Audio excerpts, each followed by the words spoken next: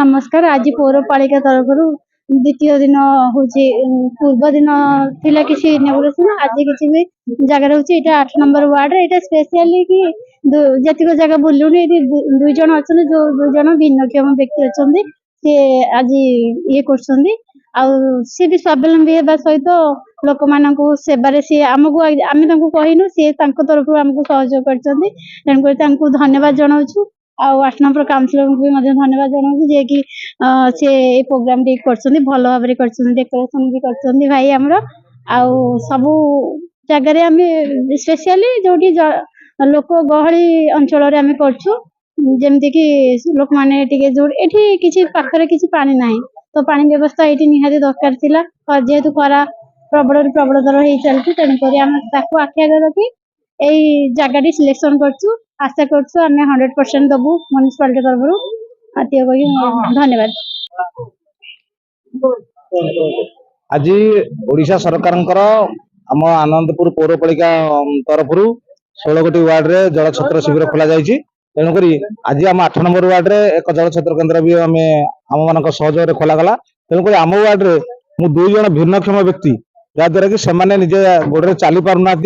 से छोटे चलुं तेणु आज कम नियोजित कर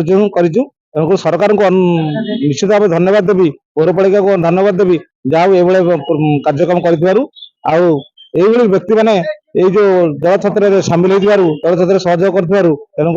कर स्वावलम्बी हे आम आशा रखुचु। तेणुक समस्त धन्यवाद। सनत कुमार कर वार्ड नंबर 9 काउंसिलर आनंदपुर पौरपालिका।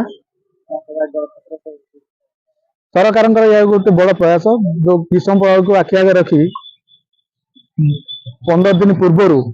माने एप्रिल 1 तारीख ठारू जल छत्र आयोजन कर साधारण लोकंकर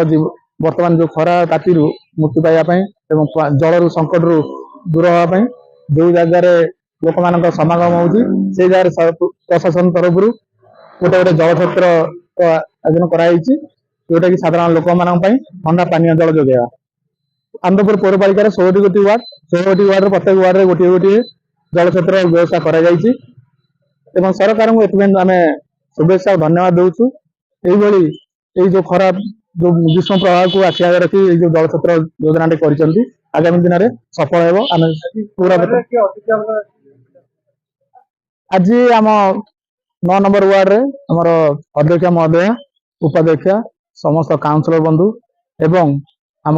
पौरपालिकार समस्त कर्मचारी उपस्थित रही यह कार्यक्रम सफल कराई तेणु मुझे प्रथम धन्यवाद दूसरी सहित आमर महिला एसएचजी ग्रुप महिला माने आमको बहुत सहयोग कर आगामी जून 15 तारीख पर्यंत ये जल छत्र चालू रही पारू पर्यंत आम ठंडा पानी जल समस्त जोगाई प्रस्तुत।